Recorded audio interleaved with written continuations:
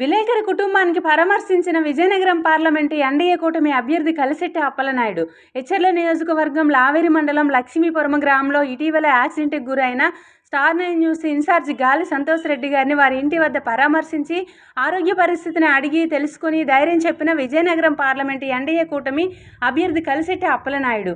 ప్రస్తుతం ఆయన ఆరోగ్య పరిస్థితిని అడిగి తెలుసుకున్నారు. ఏ సహాయం కావాలన్నా సంప్రదించాలని కోరారు.